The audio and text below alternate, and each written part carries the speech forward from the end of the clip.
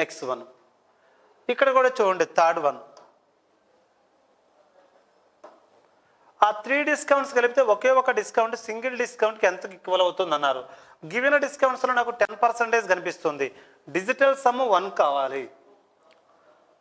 7 + 2 9, 9 + 2 11, 11 + 6 17, 1 + 7 8. Digital sum 8 answer కాదు. 8 + 2 10, 10 + 6 16 + 2 18, 18 అంటే 1 + 8 9, 9 means 0. ఇది కూడా ఆన్సర్ కాదు. 9 + 2 11, 11 + 6 17, 17 + 2 19, 1 + 9 10, 1 + 9 10, 10 అంటే 1 + 0 1. ఆప్షన్ సి అవుతుంది ఆన్సర్. డిజిట్స్ మొత్తాన్ని యాడ్ చేస్తే ఫైనల్గా సింగిల్ డిజిట్ వచ్చేంత వరకు యాడ్ చేసుకుంటూ వెళ్ళిపోవాలి. ఆ సింగిల్ డిజిట్ 1 ఎక్కడైతే వస్తుందో అదే మనకు ఆన్సర్. Next one.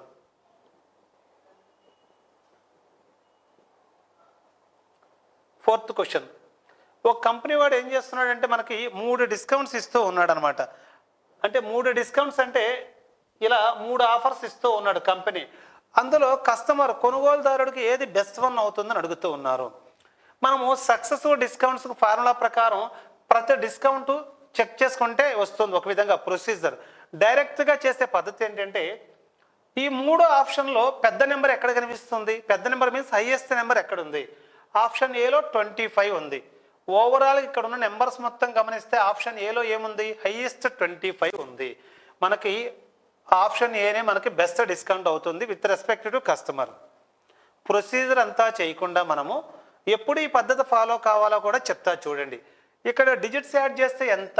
30. ఇక్కడ డిజిట్స్ యాడ్ చేస్తే 30. ఇక్కడ డిజిట్స్ యాడ్ చేస్తే 30. సమ్ 2 డిస్కౌంట్స్ని యాడ్ చేస్తే సేమ్ వచ్చింది అనుకోండి. ప్రతి సందర్భంలో ఆ ఉన్న నెంబర్లో మనకు హైయెస్ట్ నెంబర్ ఎక్కడ ఉంది? ఆప్షన్ ఏలో ఉంది. అదే మనకు ఆన్సర్ అవుతుంది. హైయెస్ట్ నెంబర్ అంటే ఉన్న వాటన్నిటిలో 25 పెద్దది. ఆప్షన్ ఏలో ఉంది కాబట్టి అదే మనకు ఆన్సర్ అవుతుంది. Next one. 5th క్వశ్చన్ చూడండి. ఇక్కడ కూడాను ఇక్కడ కూడా మనకి 3 సందర్భాలలో ఇచ్చేసాడు అనమాట. ఇలాగా కస్టమర్కి ఏది బెస్ట్ వన్ అవుతుంది అంటున్నాడు. ఫస్ట్ యాడ్ చేస్తే 30, ఇక్కడ యాడ్ చేస్తే 30, ఇక్కడ యాడ్ చేస్తే 30. సమ్ అనేది సేమ్గా వచ్చినప్పుడు హైయెస్ట్ నెంబర్ ఉన్న వాటిలో హైయెస్ట్ నెంబర్ ఏంటి? 25 ఇక్కడ ఉందన్నమాట. ఆప్షన్ ఏనే మనకు ఆన్సర్ అవుతుంది. ఆప్షన్ ఏ ఆన్సర్ అవుతుంది. ప్రొసీజర్ చేయకుండా అలా డైరెక్ట్గా తీసుకోవచ్చు.